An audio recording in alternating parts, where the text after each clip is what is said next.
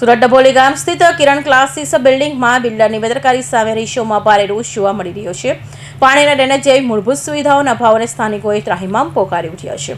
લાખો રૂપિયાના ફ્લેટ ખરીદ્યા બાદ પણ સુવિધાના નામે શૂન્ય હોવાનો આક્ષેપ રહીશોએ કર્યો હતો. સુરતના ડભોલી ગામના કિરણ ક્લાસીસ બિલ્ડિંગના રહીશો છેલ્લા લાંબા સમયથી પાણીની ગંભીર સમસ્યાનો સામનો કરી રહ્યા છે. રહીશોનું કહેવું છે કે જ્યારથી તેઓ અહીં રહેવા આવ્યા છે ત્યારથી પાણી સમયસર મળતું નથી, જેને કારણે ખાસ કરીને મહિલાઓને ભારે હાલાકી ભોગવવી પડે છે. ફ્લેટ ધારકોનો આક્ષેપ છે કે અનેક વખત બિલ્ડરને રજૂઆત કરવા છતાં સમસ્યાનું કોઈ યોગ્ય નિરાકરણ લાવવામાં આવ્યું નથી. લાખો રૂપિયાના ખર્ચ કરી ફ્લેટ ખરીદ્યા છતાં સુવિધામાં નામે કશું જ મળતું નથી. માત્ર પાણી જ નહીં, બિલ્ડિંગમાં ડ્રેનેજની સમસ્યા પણ ગંભીર બની છે.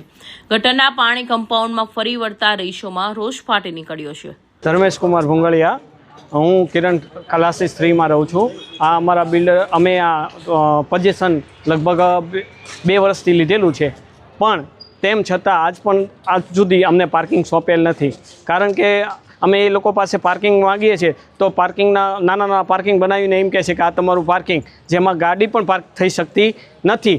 તેથી અમે પાર્કિંગ લીધું નથી. એમને અમારી પાસે મેન્ટેનન્સના એડવાન્સ 40,000 રૂપિયા લઈ લીધા, છતાં પણ એ લાઇટ બિલ મેન્ટેનન્સનું ભરતા નથી. અને કાલે ટોરેન્ટ પાવરવાળા કાપવા આવેલા, પણ કોઈ કારણોસર એમને તાત્કાલિક બિલ ભર્યું અને પછી કાપી ન શક્યા. તેમજ અમારા ફ્લેટમાં ખૂબ જ ભેજ આવેલો છે. કલર કામ ના પોપડા એટલા બધા ઉખડી ગયા છે કે જાણે પ્લાસ્ટર છે જ નહીં એવું લાગે છે. અને પાર્કિંગમાં પાણી ફૂલ ભરાય, જાણે વરસાદ આવે ત્યારે એવું લાગે કે નદી વહે છે. પાર્કિંગ એટલું બધું ખરાબ છે કે એમાં નદી જેમ પાણી જાય છે. બરાબર, એટલે ગાડી પાર્કિંગ કરવી તો ઘણા બધા બૈરાઓ અમે ઘણા બધા પડ્યા છે અને હાથ પગ પણ ભાંગ્યા છે અમારા. છતાં પણ અમે બિલ્ડરને આ ફરિયાદ કરીએ છીએ 2 વર્ષથી, પણ કોઈ પણ નિરાકરણ આવતું નથી. તેથી અમે આપને વિનંતી કરીએ છીએ કે આ વાત અમારા બિલ્ડર સુધી પહોંચે. એ કે કામ કરીશું, પણ 2 વર્ષથી કંઈ પણ શરૂઆત કરી નથી. અમારા ફ્લેટનું કામ પણ એટલું બધું નબળું છે કે જાણે તમે હાલો ને ત્યાં ધબધબ અવાજ આવે છે. બરાબર, અને પોલું છે. એટલે પ્લમ્બિંગ કામ એટલું બધું છે કે ચાલુ એટલે પાઇપ તૂટી જાય છે અને પાણી એટલું બધું વેડફાય છે કે ન પૂછો વાત. બરાબર, વીએસ અમારા કિરણ ક્લાસીસમાં કિરણવાળા અમારા બિલ્ડર છે. અમે એના નામ પરથી અમે આ ફ્લેટ લીધેલા, છતાં પણ આજે અમારે રોવાનો વારો આવ્યો છે. મારું નામ અજય કણકોટિયા છે. શું સમસ્યા? હું કિરણ ક્લાસિક ટાવર 2 જે વેડ રોડ ગામમાં આવ્યું છે સોસાયટી, એમાં B વિંગમાં રહું છું. અમારી સમસ્યા લગભગ અમે 2 વર્ષથી અહીંયા રહેવા આવ્યા છીએ. અમારી સમસ્યા અવારનવાર કન્ટિન્યુ ચાલુ જ છે, જે હું તમને ગણીને નહીં કહી શકું એટલી અમારી સમસ્યા છે. ને એ સમસ્યા એવી છે કે જાનહાનિ લે એવી સમસ્યા હોય છે અમુક 1-2 તો, કે ભાઈ અમારો લીપનો મોટો પ્રોબ્લેમ છે કે લીપ ઉપરથી ચાલુમાં નીચે પડી જાય છે. પછી અમારે પાણીનો પ્રોબ્લેમ છે કે ભાઈ સવારે 8 વાગે ત્યાં પાણી પૂરું થઈ જાય.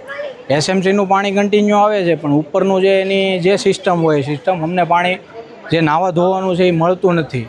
પછી મોટો પ્રોબ્લેમ છે બારીનો. આજ સુધીમાં 2 વર્ષમાં 4 થી 5 વખત બારી ઉપરથી કાચ હોતી નીચે પડે છે. હવે માની લો નીચે કોઈ છોકરા રમતા હોય તો સીધો કાચ ફાડી જ નાખવાનો છે, એમાં કાંઈ કોઈનું હાલવાનું નથી. પછી એવા ઘણા બધા પ્રોબ્લેમ છે કે જે આ લોકો અમારું નિરાકરણ લાવતા નથી. ને અમે એને કહીએ તો એમ કહે છે કે તમે અમને ફરિયાદ કરો, અમ ક્યાં તમારું નથી સાંભળતા એમ. તો અવારનવાર માની લો કે કોઈ બાબત છે તો 5 વખત ફોન કરીએ તો 6ઠ્ઠી વખત કરીએ તો એમ કે તમારે અમને ફોન નહીં કરવાનો. પછી આ બાબત અમે કંટાળીને આ સાઈડ વીએસ કિરણવાળા વીએસની છે, અમે એમને પણ જાણ કરી. તો એમનું કહેવું એવું થાય છે કે તમે કિરણ બાબતે અમને ફોન નહીં કરતા, કે ભાઈ સોસાયટી બાબતે તમારે મને ફોન કરવાનો જ નહીં.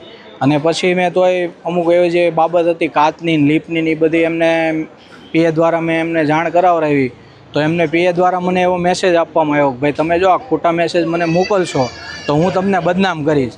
એટલે મેં શેઠને PA દ્વારા પાછો મેસેજ કર્યો કે ભાઈ અમારે તમને બદનામ નથી કરવા, એ અર્થથી અમે આ ચર્ચા કરીએ છીએ કે ભાઈ અમુક વાત એવી હોય કે તમને છેક સુધી નહીં પહોંચતી હોય, અમુક માહિતી તમને ન મળતી હોય, પણ એવું કિરણ દ્વારા શેઠ દ્વારા આવો જવાબ દેવામાં આવે પછી અમારે શું કરવાનું?